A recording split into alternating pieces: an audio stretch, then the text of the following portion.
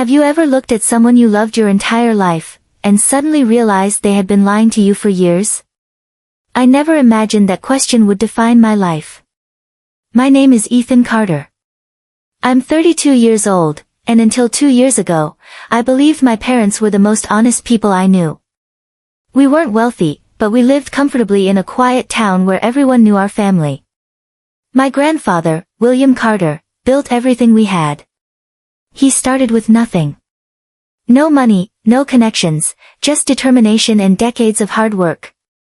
He bought farmland that everyone thought was worthless. Years later, that land became some of the most valuable property in the county. Growing up, Grandpa never talked much about money. Instead, he taught me something far more valuable. People can steal your possessions, he'd always say. But they can't steal your integrity. Those words stayed with me. Every summer, while other kids went on vacations, I spent time helping him repair old fences, clean barns, and listen to stories about how he had survived difficult years. He trusted me. Not because I was smarter than anyone else. Because I listened. When Grandpa became seriously ill, I visited him almost every day. My parents rarely came. They always had an excuse. Work. Meetings. Appointments. Something was always more important. One rainy afternoon, while I sat beside his hospital bed, Grandpa reached into a small drawer beside him and handed me an old brass key. "Keep this safe," he whispered. "What does it open?" "You'll know when the time is right." Before I could ask another question, a nurse entered the room. The conversation ended. 3 weeks later, my grandfather passed away. The funeral was crowded. People praised him. They called him generous, honest, hardworking. But something felt strange. Instead of mourning, my parents seemed distracted, almost impatient. The morning after the funeral, they announced there would be a meeting with Grandpa's attorney. Everyone gathered in the lawyer's office. My parents, my aunt, my uncle, and me. The attorney opened a thick folder.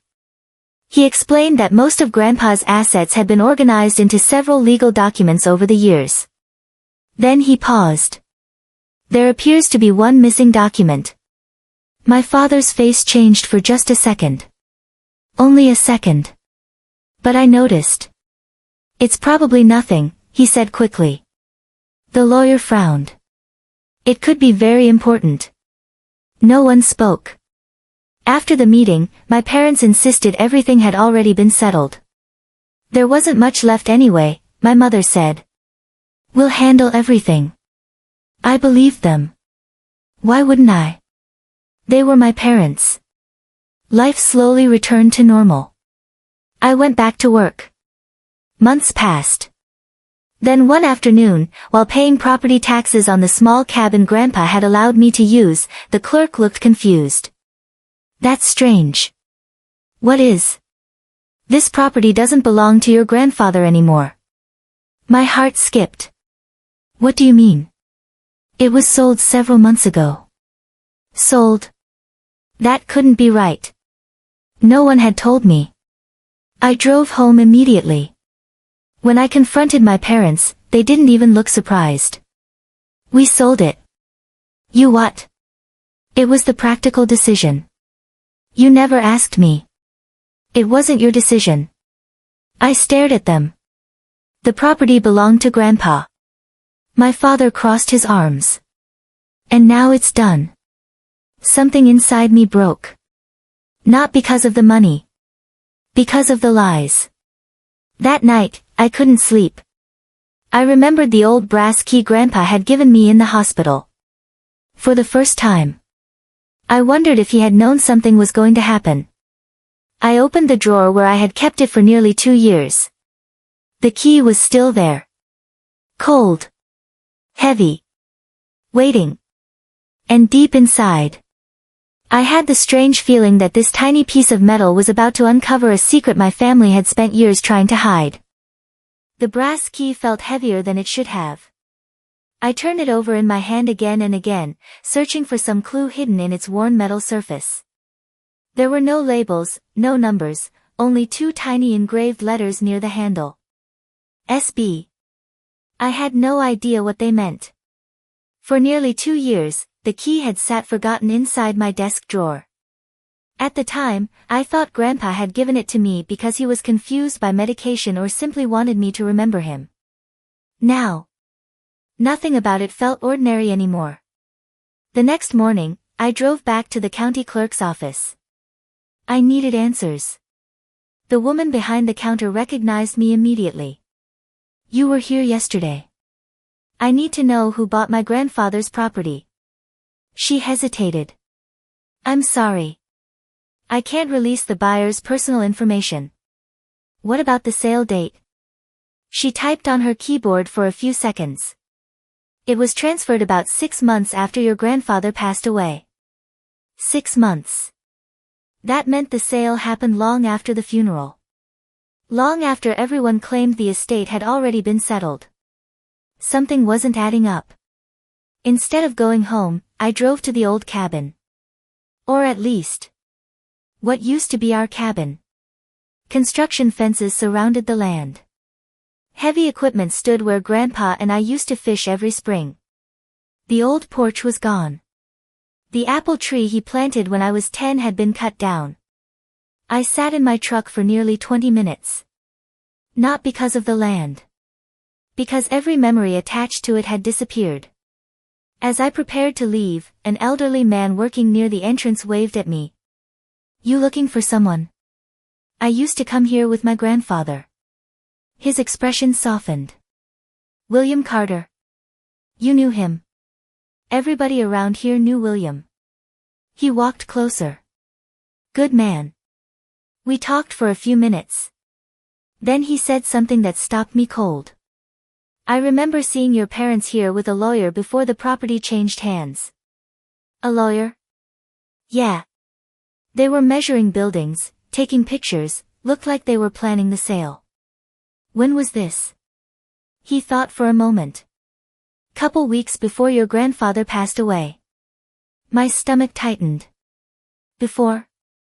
That couldn't be possible. Grandpa was still alive. Why would anyone prepare to sell his land before he had even died? That night, I confronted my mother. Were you planning to sell Grandpa's property before he passed away? Her face froze. What kind of question is that? Someone saw you there. People imagine things. I'm asking because I deserve the truth. She looked away. Your father handled all of that.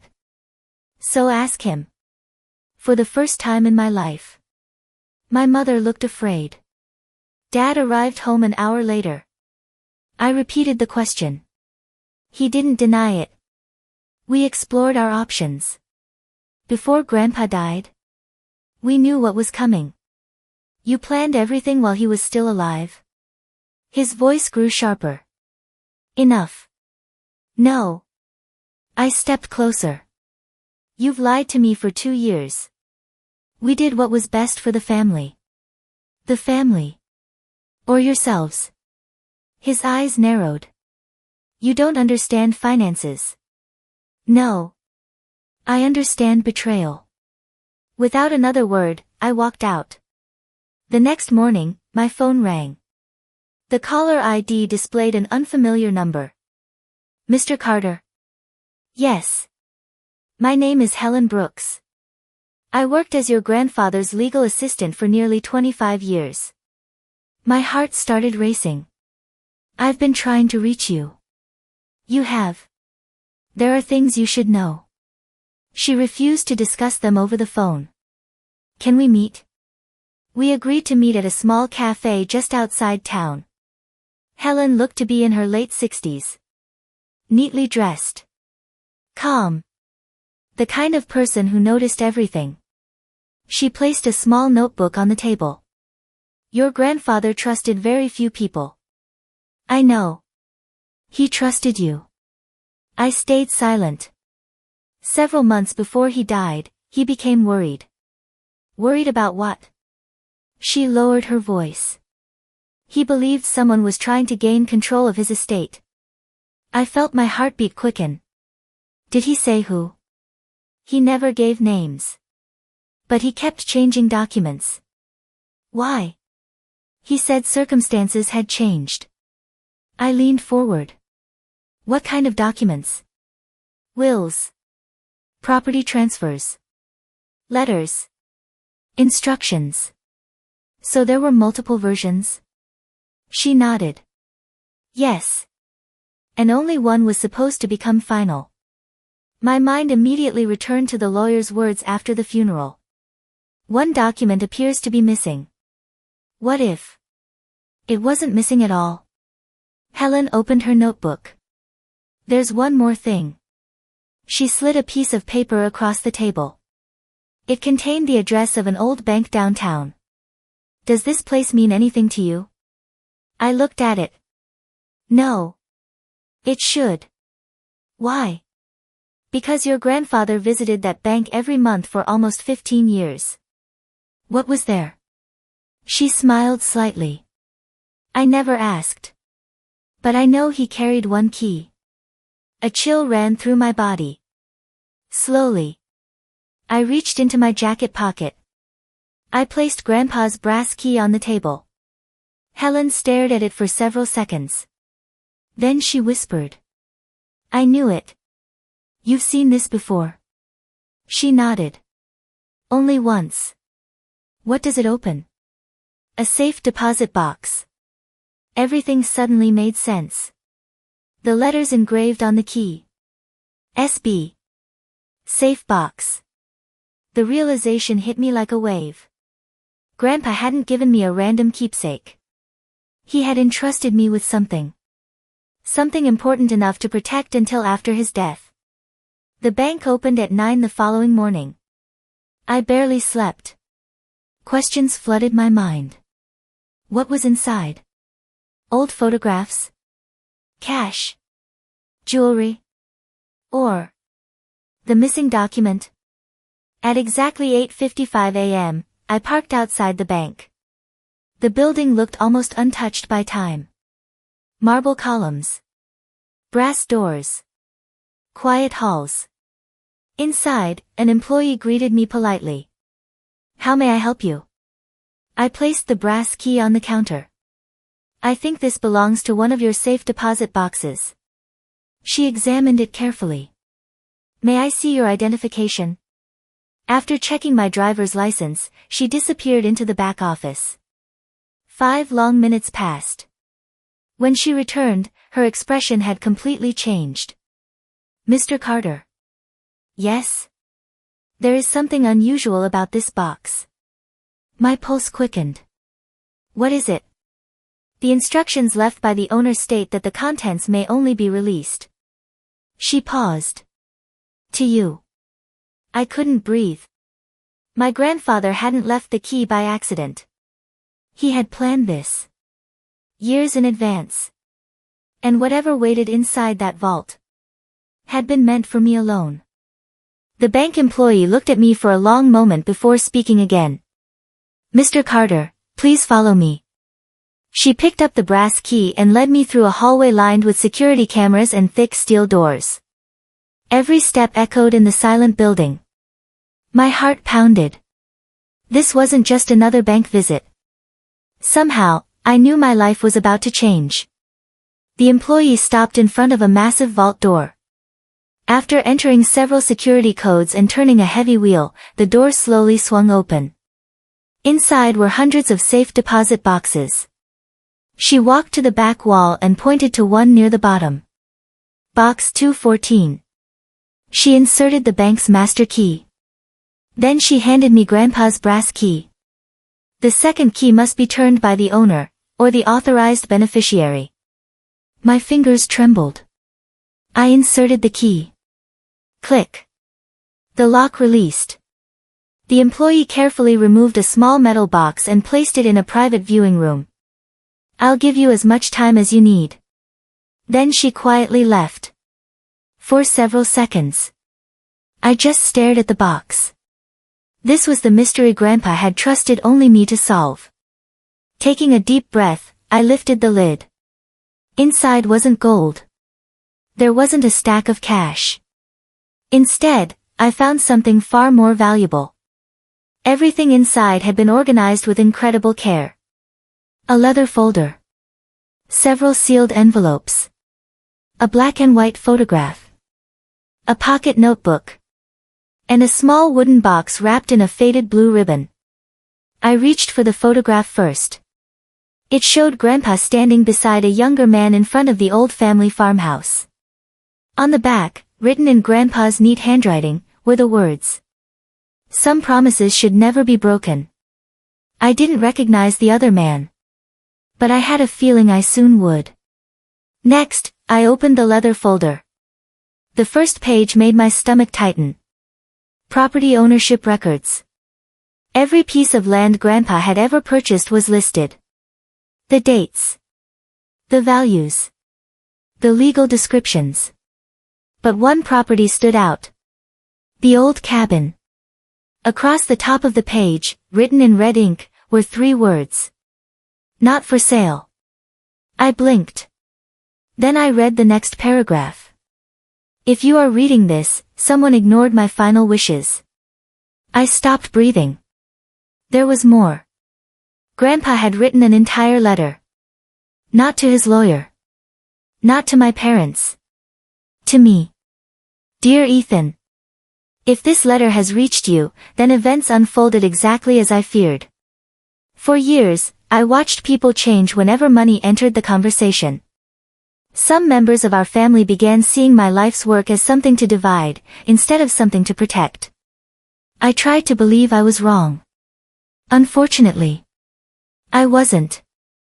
My eyes filled with tears. Even in his final months, he had seen this coming. The letter continued. The cabin is more than wood and stone. It was the first piece of land I ever owned. Every fence, every tree, every nail carries a memory. I promised myself it would never be sold while someone in our family still respected its meaning. That person is you. I had to stop reading. The room suddenly felt too small. After several moments, I continued. If anyone claims I approved selling the cabin, they are lying. Those words hit harder than anything else. Grandpa hadn't simply disagreed with the sale. He had predicted someone might falsely claim he approved it. I reached for another envelope. Across the front were handwritten instructions. Open only if the cabin is sold. Slowly, I broke the seal. Inside were 3 documents. The first was a certified copy of a trust amendment. The second was a notarized statement signed by Grandpa only 4 months before his death. The third made my hands shake. It was a handwritten list. At the top, 1 sentence. People I no longer trust with my estate. The first name on the list was my father. I stared at it in disbelief. Below his name was my aunt. Then my uncle. My mother wasn't listed. But beside her name was a short note. She follows rather than leads.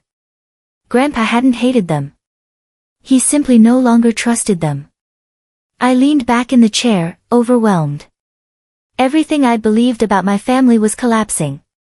But there was still one item left. The small wooden box. It was surprisingly light. Inside rested an old silver pocket watch. Nothing unusual at first glance. Until I noticed it wouldn't tick. I turned it over.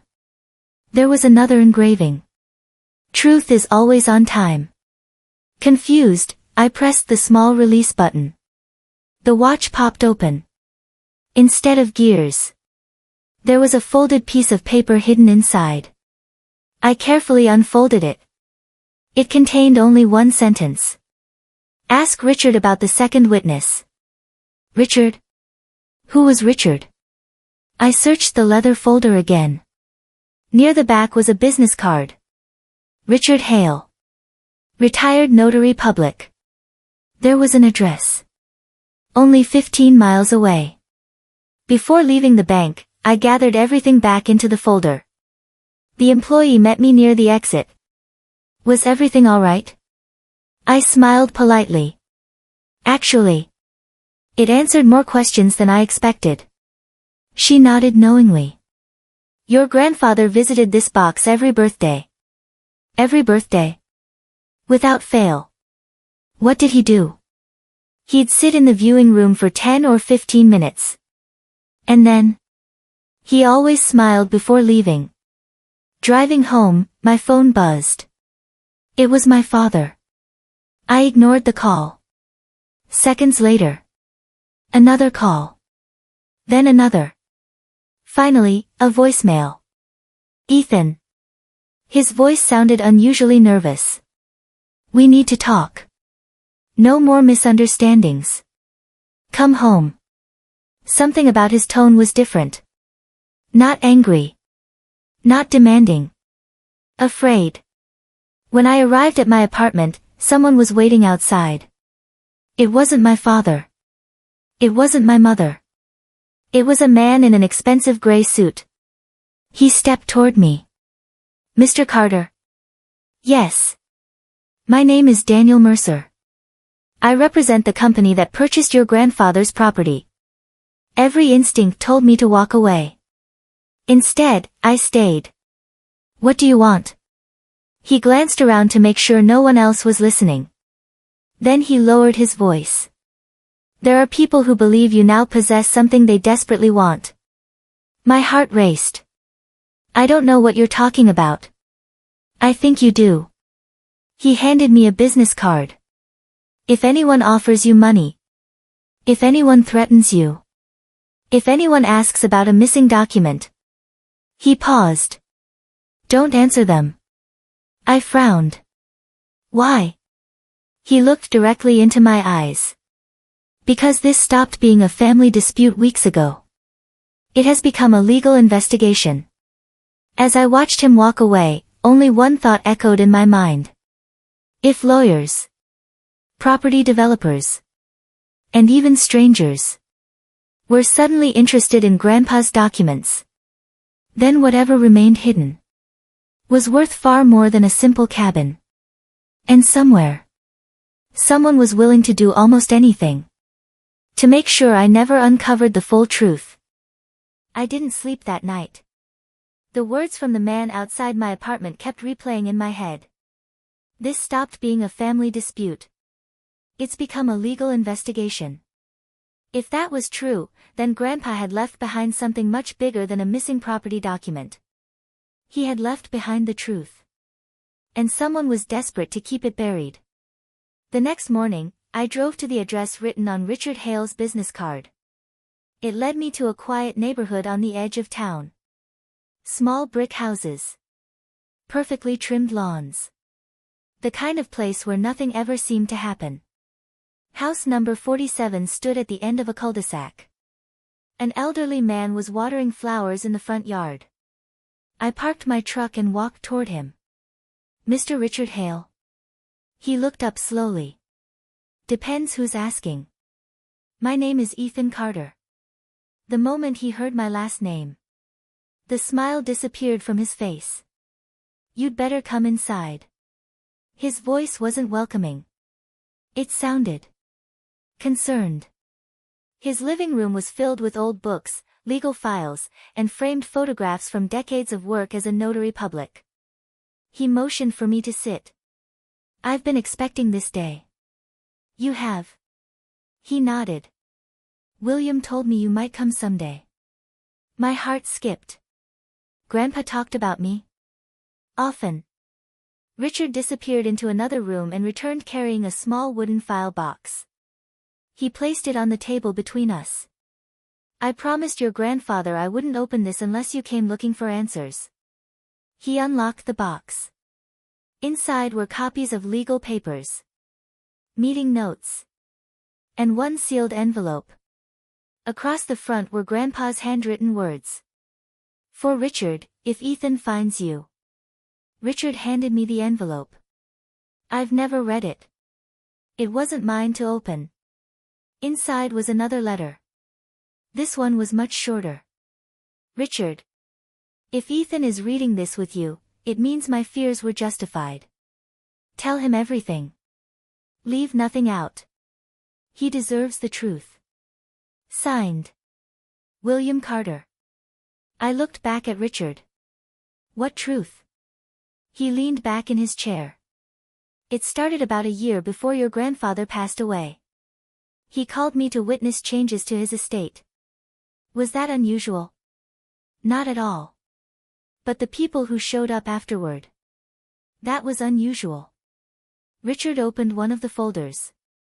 I notarized several documents that day. Your grandfather was completely alert. He understood every word. There was no confusion. No pressure. No hesitation. So everything was legal. Absolutely. Then he paused. Until someone tried to change it. My stomach tightened. What do you mean? About 3 weeks later. Your father came to my office. I stared at him. Alone? Richard nodded. He wanted information. What kind? He asked whether your grandfather had signed any new estate documents. What did you tell him? Nothing. I'm legally prohibited from discussing private documents. Richard smiled slightly. He wasn't happy. Did he threaten you? No. But he asked the same question 4 different ways. As if he already knew the answer. I felt sick. So Dad knew Grandpa had changed something. I believe he suspected it. Richard opened another folder. This is why I kept copies. Inside was a calendar. Several dates had been circled. One of them caught my attention immediately. The date was only 5 days before Grandpa died. What happened that day? Richard sighed. We were supposed to complete the final paperwork. We? Your grandfather. His attorney. Myself. And another witness. The second witness. Richard nodded slowly. Exactly. Who was the second witness? A woman named Laura Bennett. She had worked with your grandfather for years. What happened? Richard looked away. She never arrived. My pulse quickened. Why not? No one knew. She simply disappeared. Disappeared? For 3 days. No phone. No messages. Nothing. When she finally returned. She refused to discuss where she'd been. What did she say? Only one sentence.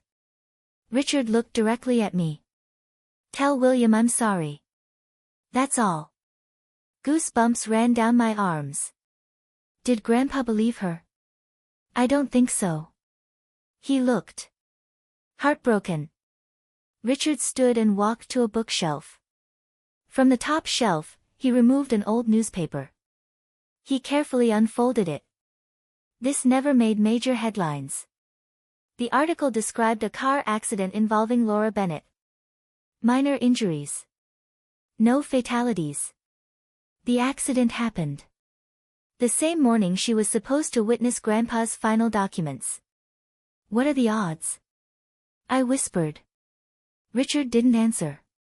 Instead, he pointed toward a handwritten note clipped to the newspaper. It wasn't part of the article. It was Grandpa's handwriting.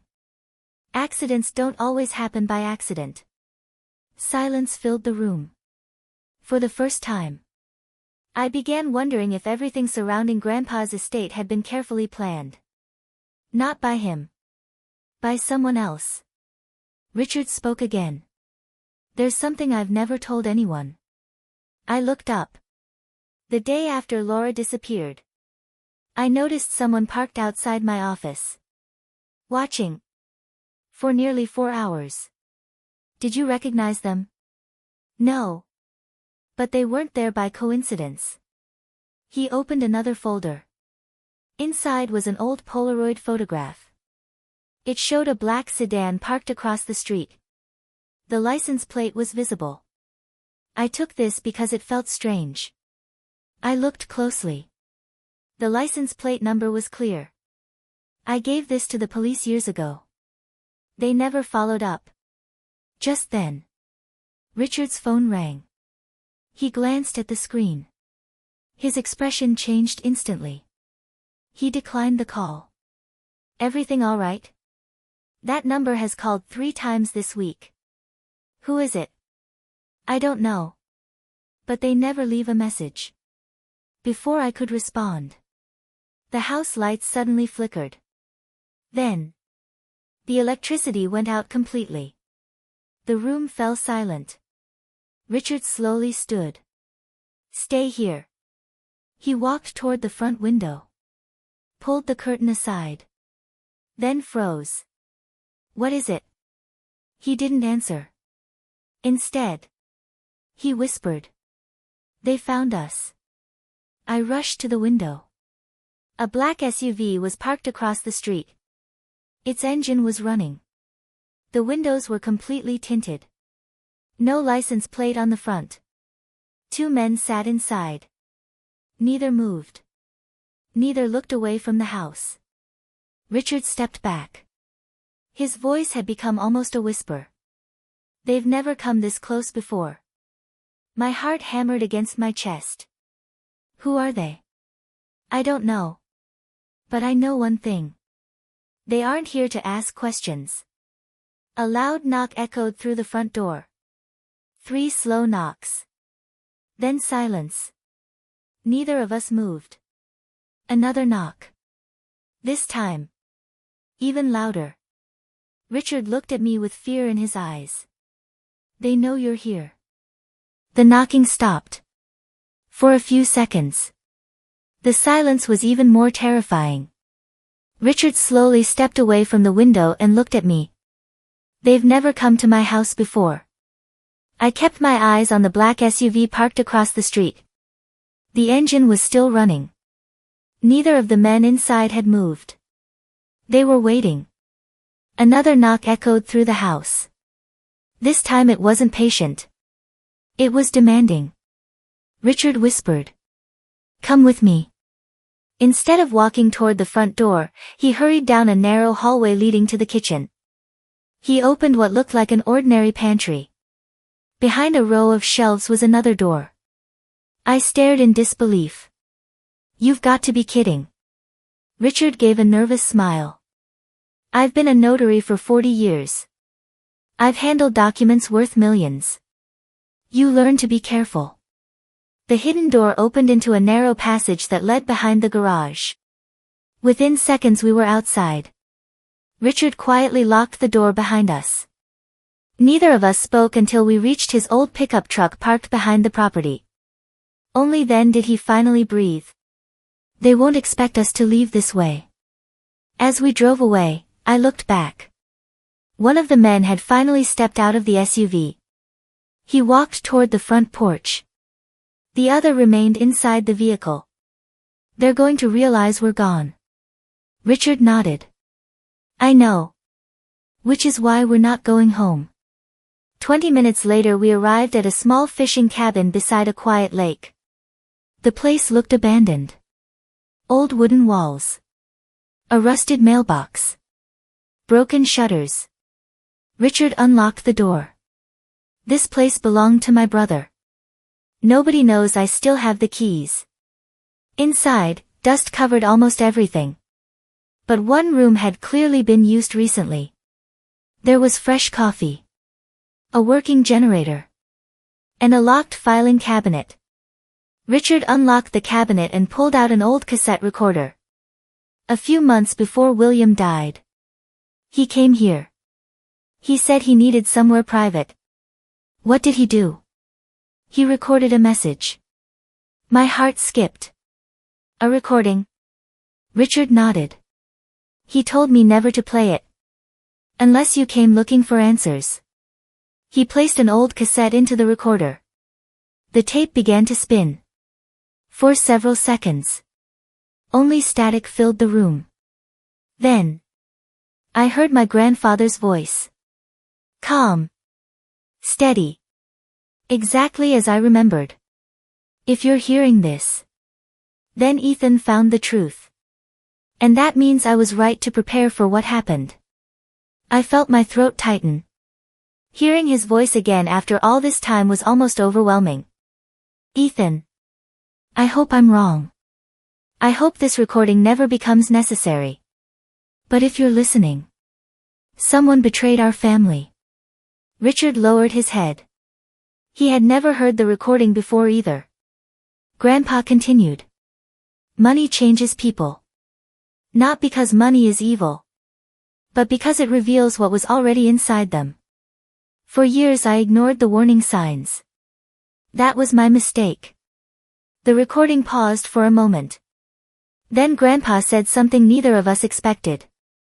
The first forged signature appeared 8 years ago. I looked at Richard.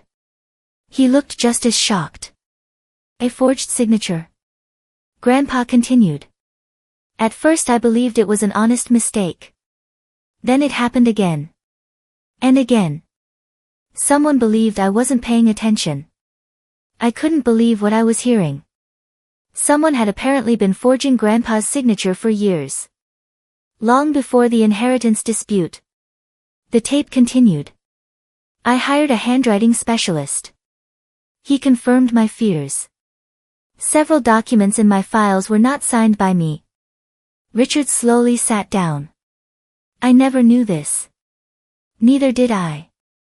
Grandpa's voice became quieter. I wanted to confront them. But I needed proof. Without proof, the family would destroy itself. The recorder clicked softly as the tape continued playing. That's why I created several versions of my estate plan. Not to confuse people. But to discover who could be trusted. I frowned. So the different documents. Richard finished the sentence. They were a test. Grandpa had intentionally changed certain details. Only a few trusted people knew which version was genuine. If someone tried to use an older version, or produce a fake, he would immediately know who had leaked the information. The recording continued. Only 4 people knew where the genuine documents were kept. My attorney. Richard Hale. Laura Bennett. Then he paused. And me. I noticed something strange. He hadn't mentioned my parents. The tape continued. If anyone claims they had my permission, ask them one question. What color was the final folder? Richard looked confused. What does that mean? I shrugged. I have no idea. Grandpa answered before we could wonder any longer. The real documents were placed inside a blue leather folder. Every fake copy was stored in brown folders. Richard suddenly stood up. My office. What? The copies your father asked about. They were all inside brown folders. The room fell silent. That meant Grandpa had expected someone to search for the wrong documents. The fake documents had been bait. Suddenly, a loud buzzing sound interrupted us. Richard looked toward the window. A small drone hovered outside. It wasn't delivering a package. It was filming the cabin. Get down. Richard pulled me away from the window just as the drone moved closer. Whoever was controlling it was searching for us. The drone circled the cabin twice. Then disappeared into the trees. I ran outside. But it was already gone. When I returned inside, Richard looked pale. They found us faster than I expected. How? I don't know. No one should have known about this place. Just then, my phone vibrated. It was my mother. I almost ignored it. Then I answered. Hello. Her voice was shaking. Ethan. You need to come home. What happened? It's your father. My heart raced. What about him? He collapsed. What? The ambulance just took him to the hospital. I looked at Richard. He could tell immediately that something was wrong. Is he alive? For now. She began crying. But before they took him, he kept repeating one sentence. What sentence? She took a deep breath. He said, "Tell Ethan, they lied to all of us." Every hair on my arms stood up. Who were they? If my father had been involved. Who had manipulated him? Before I could ask another question, the call disconnected. At that exact moment, Richard noticed something sticking out beneath the cassette recorder. It was a folded piece of paper that hadn't been there before. Someone had slipped it under the door while we were listening to the tape. Across the front, in bold black letters, were 6 chilling words. "Stop looking, or you're next." The note felt cold in my hands. Stop looking, or you're next. There was no signature. No fingerprints. No clue who had left it. Richard locked every door and checked each window before turning back to me. "They're not trying to scare you anymore. They're trying to stop you." I folded the note and slipped it into Grandpa's leather folder.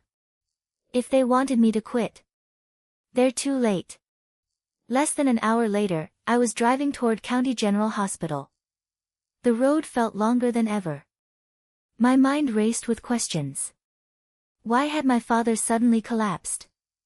What had he meant when he said, "They lied to all of us"?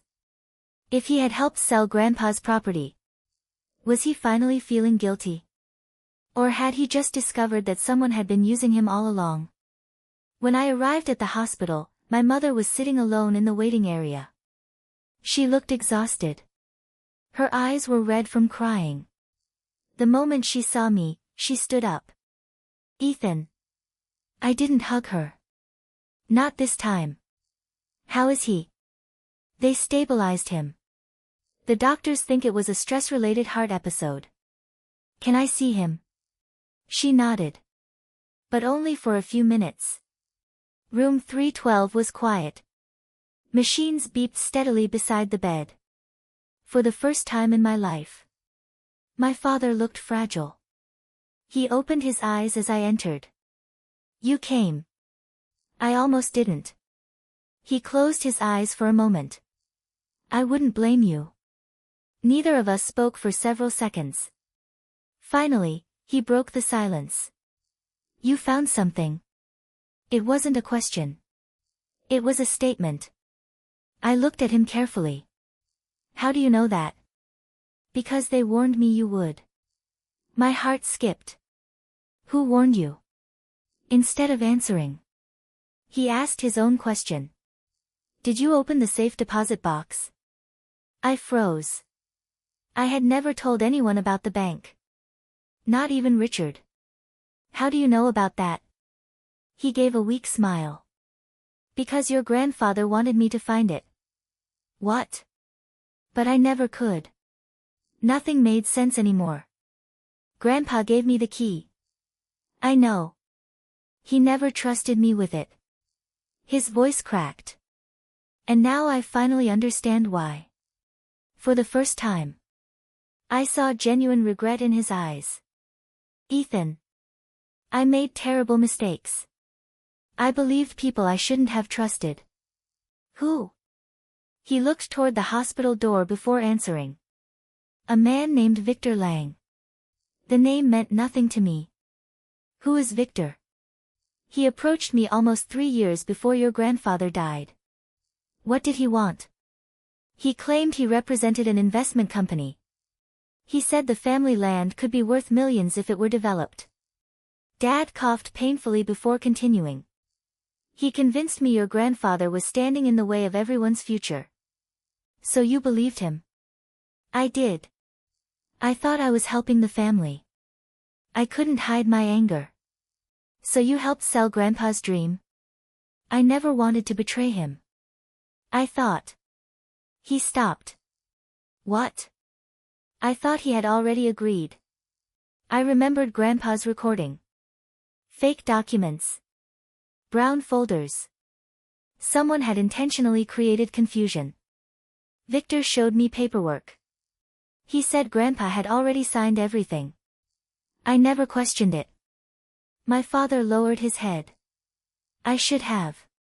I reached into my backpack and removed one of Grandpa's letters. Read this. His hands trembled as he read the sentence. If anyone claims I approved selling the cabin, they are lying. Tears filled his eyes. I never saw this. I know. For several moments. Neither of us spoke. Then my father whispered something that changed everything. I wasn't the one who signed the final contract. I looked up sharply. What? I attended the meeting. But someone else signed. I stared at him. That's impossible. I know what I saw. Who signed it? I don't know. They wouldn't let me inside the final room. They told me everything had already been approved. A chill ran through my body. If my father hadn't signed. And Grandpa hadn't signed. Then who had? Before I could ask another question. Someone knocked softly on the hospital door. A man wearing a dark business suit entered carrying a bouquet of flowers. I hope I'm not interrupting. Neither of us recognized him. I'm looking for Mr. Daniel Carter. My father frowned. Who are you? The man smiled politely. My name isn't important. I simply came to remind you. He glanced toward me. That old family matters should remain buried. My father's face turned pale. You.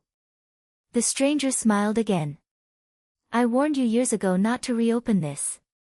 He placed the flowers on the table. Then quietly walked out. Without thinking, I rushed into the hallway. But he was already gone. No elevator. No footsteps. Nothing. It was as if he had vanished. When I returned to the room, my father was breathing rapidly. Lock the door. What? Lock it. I quickly shut the door. He reached beneath his pillow and pulled out a small white envelope. I've kept this hidden ever since your grandfather died. Why didn't you tell anyone? I was afraid. Afraid of whom? He whispered. Victor. Inside the envelope was a flash drive. Only one word had been written across it. Ledger. What is this? I don't know. I stole it from Victor's office years ago. I never had the courage to open it. I turned the flash drive over in my hand. If this contains proof. Dad nodded. It could expose everyone. Just then. The heart monitor beside the bed suddenly began beeping faster. Doctors rushed into the room. Everyone out. A nurse pushed me into the hallway. I watched through the glass as doctors surrounded my father. My mother arrived moments later, terrified. What happened? I don't know. 10 minutes passed. Then 15. Finally. The doctor stepped outside. He's stable. Both of us sighed with relief. But. The doctor hesitated. He says someone entered his room while he was unconscious. I frowned. That's impossible. We had security outside. The doctor nodded. Even stranger. He insists that person whispered something before leaving. What did they say? The doctor looked directly at me. They told him. The ledger is worthless without the second file. My hand instinctively tightened around the flash drive in my pocket. The ledger wasn't the complete evidence. Somewhere. There was another file. And whoever controlled it. Controlled the truth behind Grandpa's inheritance. The flash drive felt insignificant, a simple black USB stick. No company logo, no serial number, just one handwritten word, ledger. Yet somehow, it had terrified my father for years. And now someone had entered the hospital room just to mention it. Whatever was inside, people were willing to risk everything to keep it hidden. I left the hospital just after sunset. Richard was waiting in his pickup across the street. The moment I got in, he looked at my face. It didn't go well, did it? I shook my head. It went worse. As we drove away, I told him everything about Victor Lang, about the mysterious visitor, about the flash drive. Richard stayed silent until I finished. Then he said quietly, "We need to see what's on it." Instead of taking it to my apartment, Richard drove to the office of an old friend. The building looked ordinary from the outside. A small computer repair shop tucked between a bakery and a hardware store. The sign read, "Miller Data Recovery." Inside, an older man with gray hair looked up from a workbench. "Richard? You don't visit unless something's wrong." Richard smiled faintly. "It definitely is." The man's name was Sam Miller. He had spent nearly 30 years working in digital forensics before retiring. If anyone could safely examine the flash drive, it was him. Sam slipped on a pair of gloves. "You said this might contain legal evidence? It might contain answers." He nodded. "Then let's be careful." He connected the flash drive to an isolated computer that wasn't connected to the internet. The screen remained black for a moment. Then a password prompt appeared. Sam frowned. "It's encrypted." I sighed. "Can you open it?" "Maybe, but it'll take time." For nearly an hour, Sam worked quietly. Finally, the computer chimed. I got in. All three of us leaned closer to the screen. There was only one folder. Project Horizon. "That doesn't sound like an inheritance file," I said. Sam clicked it open. Inside were dozens of spreadsheets, invoices, property maps, financial records, and one document titled Acquisition Timeline. Richard adjusted his glasses. "What exactly are we looking at?" Sam opened the first spreadsheet. Rows of payments appeared on the screen. Large payments, hundreds of thousands of dollars, some over $1 million. Each payment had been sent through different companies. None of them shared the same name, but every payment ended at one destination, Horizon Development Group. "Who's Horizon?" I asked. Sam searched through the documents. "They're listed as the final buyer." "But," he paused, "that's strange." "What?" "The company officially purchased only one property, our cabin. So why are there dozens of payments?" No one answered. Richard pointed at another file. "Open that one." It was labeled Consulting Expenses. Sam clicked it. A list of names appeared. Lawyers, surveyors, real estate agents. Then one familiar name, Daniel Carter, my father. My stomach tightened. Beside his name was a payment. $85,000. I couldn't believe it. "No, there has to be an explanation." Richard looked equally stunned. "Maybe he never received it." Sam clicked the transaction details. The payment had been approved, but beside the transfer was another note. "Payment returned. Account closed." In there, Richard looked at me. "He never took the money." I remembered my father's words. I thought I was helping the family. Maybe he had realized the truth before it was too late. Then another name appeared.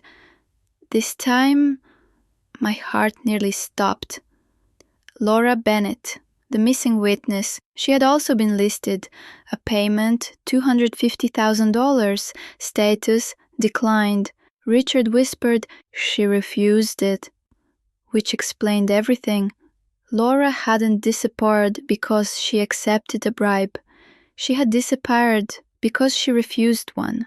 Sam opened another document. This one wasn't financial. It was a scanned map of Grandpa's land. Red lines covered the property. Future roads, commercial buildings, parking lots, shopping centers. The old cabin was sitting directly in the center. Richard slowly sat down. "This was never about the cabin." "What do you mean?"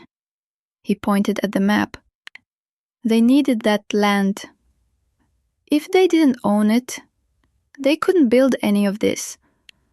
The cabin wasn't valuable because of the building. It was valuable because it connected every surrounding property. Without it, the entire development project would fail. Sam suddenly froze. Wait, what? He opened another folder hidden inside the drive. It contained only one video file.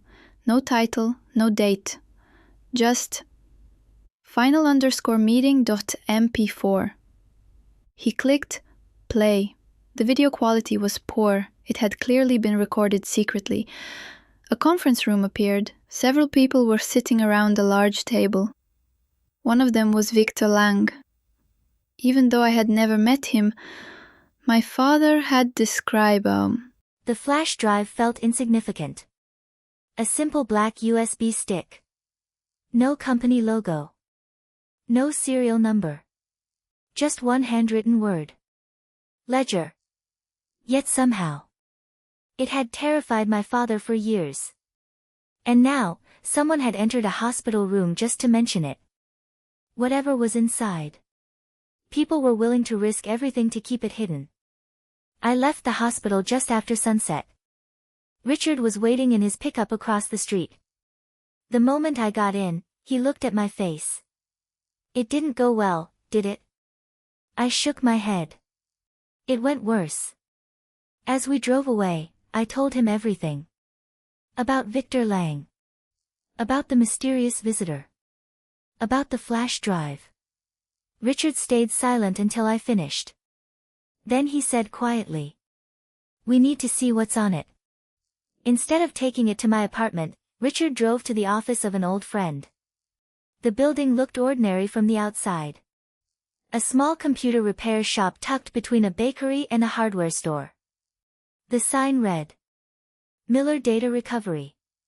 Inside, an older man with gray hair looked up from a workbench. "Richard? You don't visit unless something's wrong." Richard smiled faintly. "It definitely is." The man's name was Sam Miller. He had spent nearly 30 years working in digital forensics before retiring. If anyone could safely examine the flash drive, it was him. Sam slipped on a pair of gloves. "You said this might contain legal evidence?" "It might contain answers." He nodded. "Then let's be careful." He connected the flash drive to an isolated computer that wasn't connected to the internet. The screen remained black for a moment. Then, a password prompt appeared. Sam frowned. "It's encrypted." I sighed. "Can you open it?" "Maybe. But it'll take time." For nearly an hour, Sam worked quietly. Finally, the computer chimed. I got in. All three of us leaned closer to the screen. There was only one folder. Project Horizon. "That doesn't sound like an inheritance file," I said. Sam clicked it open. Inside were dozens of spreadsheets. Invoices. Property maps. Financial records. And one document titled Acquisition Timeline. Richard adjusted his glasses. "What exactly are we looking at?" Sam opened the first spreadsheet. Rows of payments appeared on the screen. Large payments. Hundreds of thousands of dollars. Some over $1 million. Each payment had been sent through different companies.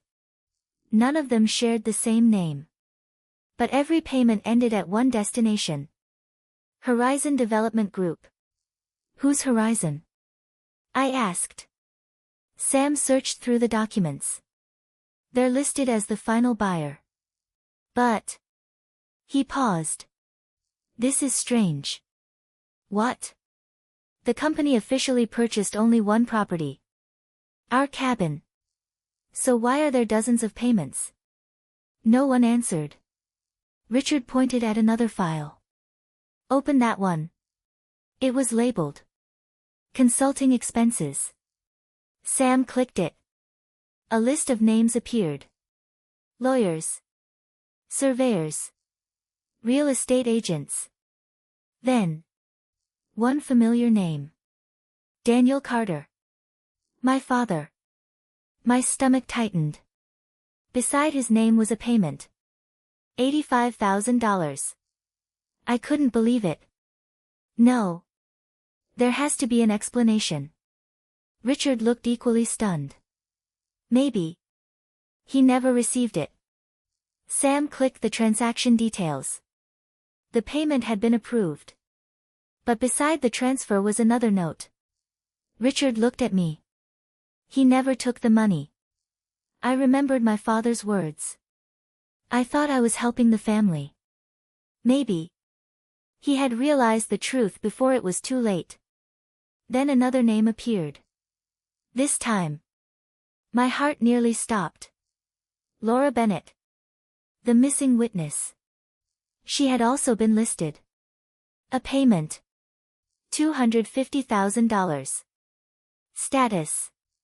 Richard whispered. She refused it.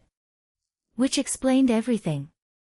Laura hadn't disappeared because she accepted a bribe. She had disappeared. Because she refused one. Sam opened another document. This one wasn't financial. It was a scanned map of Grandpa's land. Red lines covered the property. Future roads. Commercial buildings. Parking lots. Shopping centers. The old cabin was sitting directly in the center. Richard slowly sat down. This was never about the cabin. What do you mean? He pointed at the map. They needed that land. If they didn't own it, they couldn't build any of this. The cabin wasn't valuable because of the building. It was valuable because it connected every surrounding property. Without it, the entire development project would fail. Sam suddenly froze. Wait. What? He opened another folder hidden inside the drive. It contained only one video file. No title. No date. Just. He clicked play. The video quality was poor. It had clearly been recorded secretly. A conference room appeared. Several people were sitting around a large table. One of them was Victor Lang. Even though I had never met him, my father had described him perfectly. Confident. Expensive suit. Cold smile. Victor spoke first. Has Carter signed? A voice answered from off camera. Not the real papers. Victor sighed impatiently. Then used the backup. Another man laughed.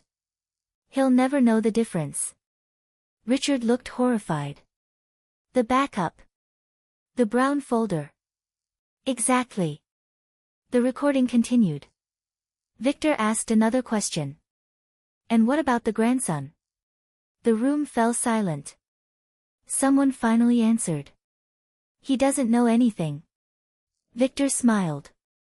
Good. Keep it that way. My hands clenched into fists. They hadn't just manipulated my father. They had been planning around me from the beginning. Suddenly, the video glitched. Static filled the screen. Then the recording stopped. Sam frowned. It's corrupted. Can you recover the rest? I'll try. But it could take days. Before anyone spoke again, every light inside the shop went out. Darkness. Complete darkness. A second later, the emergency lights switched on. Sam looked toward the front window. Power outage. Richard shook his head. No. He pointed outside. The entire street still had electricity. Only this building was dark. A loud crash echoed from the back room. Someone had forced open the rear door. Sam whispered. We're not alone. Footsteps. Slow. Careful. Moving toward us. Richard grabbed an old flashlight. I looked around for anything I could use to defend myself. The footsteps stopped just outside the office door. Silence. Then, a single envelope slid beneath the door. No one entered. No one spoke. The footsteps disappeared. Richard picked up the envelope. Inside was a single photograph. It showed me leaving the bank 2 days earlier with Grandpa's leather folder. Someone had been watching me the entire time. Written across the bottom of the picture were 7 chilling words. You found the ledger. We found you. At that exact moment, Sam's computer made a loud beep. The recovered video had automatically resumed. Just one final second of footage appeared before the file ended forever. Victor Lang looked directly toward the hidden camera and said one sentence. Bring me William's original blue folder, before the boy finds it. The screen. I barely slept that night.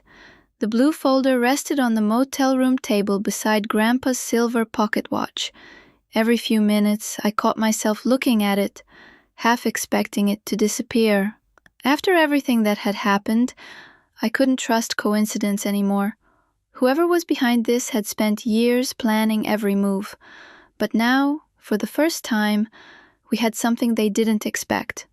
The truth. At sunrise, Richard and I drove to the location Margaret Ellis had given me. It wasn't a house, it wasn't an office.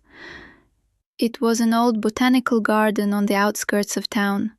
Most of the visitors were elderly couples taking morning walks. Children chased ducks around a small pond. It was peaceful. Too peaceful. Richard scanned the area carefully. If this is a trap, we'll know soon enough. Exactly at 9 o'clock, a woman wearing a light gray coat walked toward us. She looked to be in her early 70s. Her silver hair was neatly tied back. She carried no purse, only a small leather notebook. She stopped a few feet away. You must be Ethan, I nodded. And you're Margaret Ellis. She smiled sadly. I haven't used that name in almost 20 years. For a moment, none of us spoke. Then she looked directly at me. You have William's blue folder, don't you? I didn't answer immediately. Instead, I asked, how do I know I can trust you? She reached into her coat pocket and removed an old photograph. It showed Grandpa standing beside her in front of the family cabin. On the back, in Grandpa's handwriting, were the words, "Some friendships are stronger than blood." It was the same sentence I'd seen on the photograph from the safe deposit box, only this time I understood who the woman beside Grandpa really was. Margaret sat quietly on a nearby bench. I've waited years for this conversation. Richard sat beside her. I thought you disappeared. I had to. She looked down at the pond. The day I signed William's final documents. My brother found out. Victor? She nodded. He was furious. He told me I had destroyed everything he'd been working toward. What was he planning? She took a deep breath. He wasn't trying to buy one cabin. He was trying to control the entire valley. She opened her notebook. Inside were old maps, development plans, property surveys. Nearly every piece of land surrounding Grandpa's cabin had quietly been purchased over the last decade. Only one property had remained unavailable, Grandpa's. Without William's land, the project couldn't legally move forward, so Victor created another plan. What plan? He decided it would be easier to make everyone believe William had agreed. I slowly removed the blue folder from my backpack. Margaret carefully examined the documents. Then she smiled for the first time. They're originals. Richard let out a long breath. Thank God. Margaret pointed to the trust amendment. This page alone proves William never approved the sale. But will a court believe it? She nodded confidently. With me as a witness? They'll have to. Before we could continue, a familiar voice interrupted us. I wouldn't count on that. We turned. Standing near the garden entrance was Victor Lang. He wasn't alone. 2 security guards stood several feet behind him. He looked exactly as he had in the recovered video. Perfect suit, calm expression, cold eyes.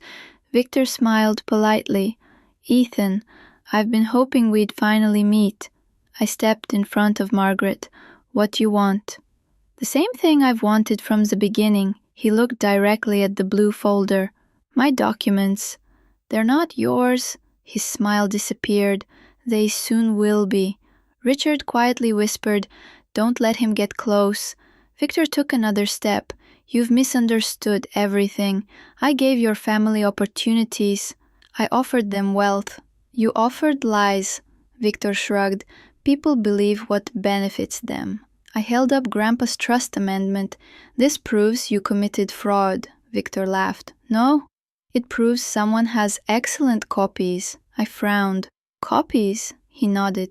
"You think one folder changes everything?" Then he said something that stunned all of us. "The courthouse records were replaced years ago." Margaret's face turned pale. "No." Victor smiled again. "The originals no longer exist." I looked down at the documents in my hands. "If that's true," he interrupted, "then you're carrying nothing more than interesting paper." For the first time, doubt crept into my mind. Had we come this far, only to discover the evidence couldn't be verified? Margaret suddenly stood. "You're lying." Victor calmly looked at her. "Am I?" She reached into her notebook. "No." She pulled out a small yellow envelope. "I expected you to say that." Victor's confidence disappeared. "What is that?" Margaret dismissed. The room was completely silent. I looked down at the brown leather folder in my hands. For days, I had believed this was Grandpa's final collection of evidence. But the video had proven otherwise. There had always been another folder. A blue one. The only folder Grandpa had described as containing his true final documents. Richard slowly sank into a chair. "We've been chasing the wrong trail." Sam looked up from his computer. "Not entirely." "What do you mean?" "The files on that flash drive are real. They prove there was a conspiracy. But they aren't enough to win a legal case." Richard nodded. "The blue folder probably contains the missing proof."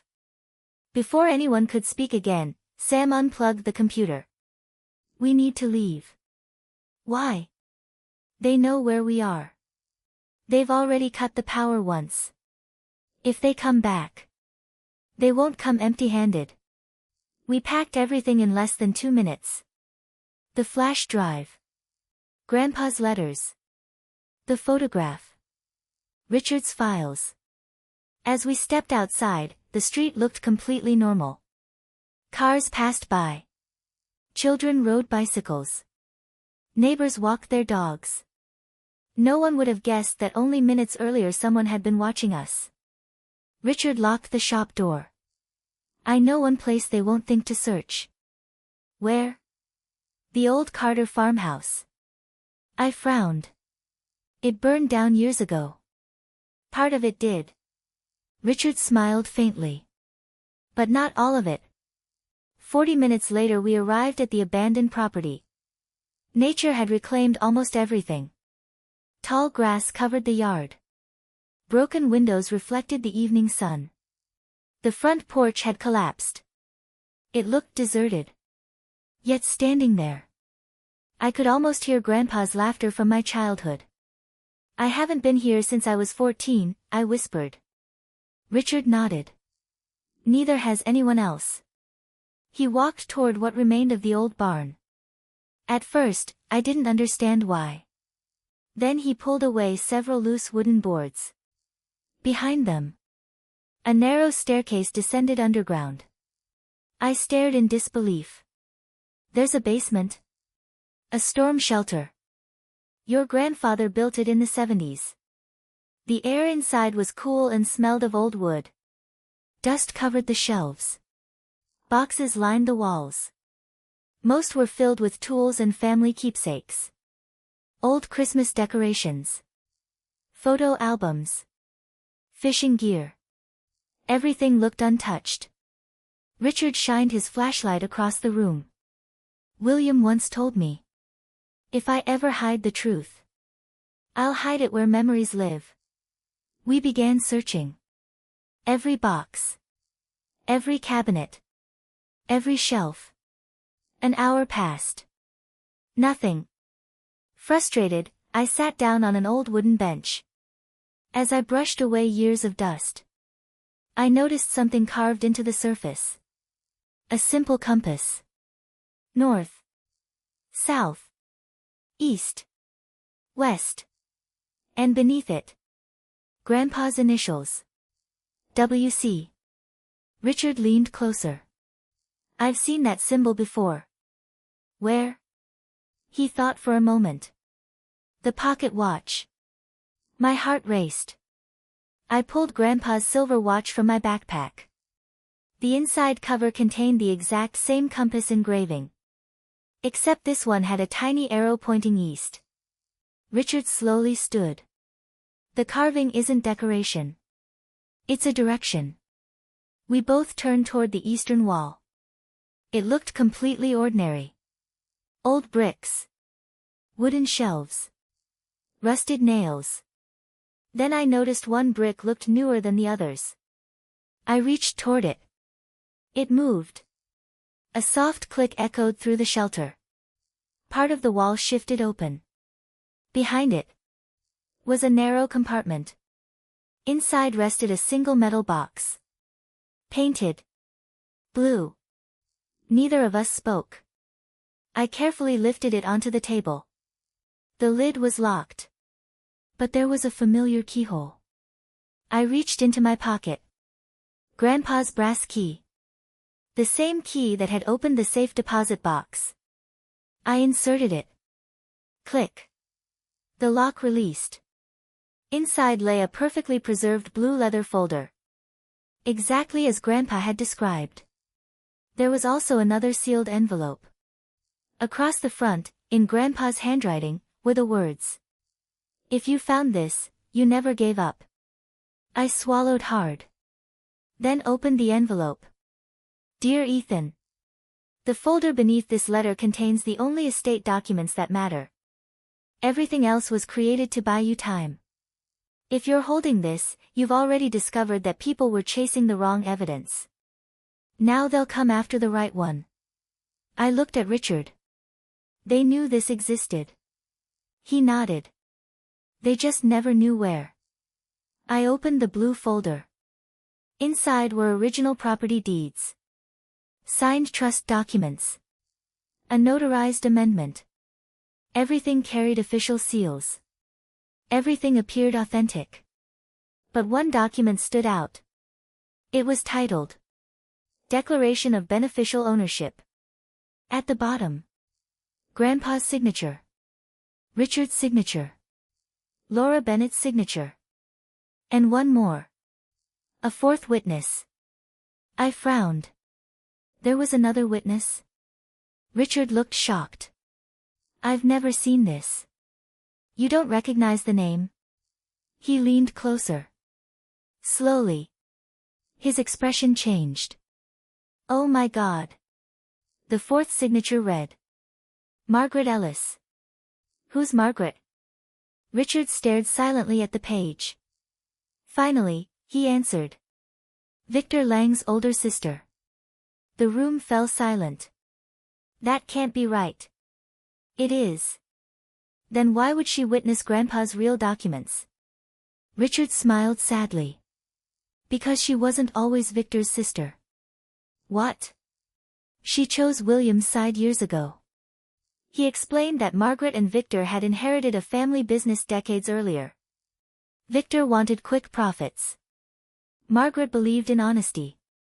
Eventually, their relationship collapsed. She disappeared from public life. Richard believed she had changed her name and moved away.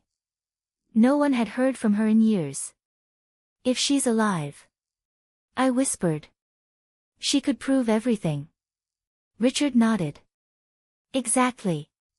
Just then, we heard footsteps above us. Heavy footsteps. More than one person. They were inside the farmhouse. We immediately turned off our flashlights. Silence. A voice echoed from upstairs. Search every room. Another voice answered. The boy has to be here. Victor's men. They had found us. My heart pounded. Richard pointed toward the back of the shelter. There was another exit, barely visible beneath old wooden crates. We quietly moved toward it. But before we reached the door, a loud crash echoed above us. Someone had discovered the hidden staircase. "They're coming down," Richard whispered.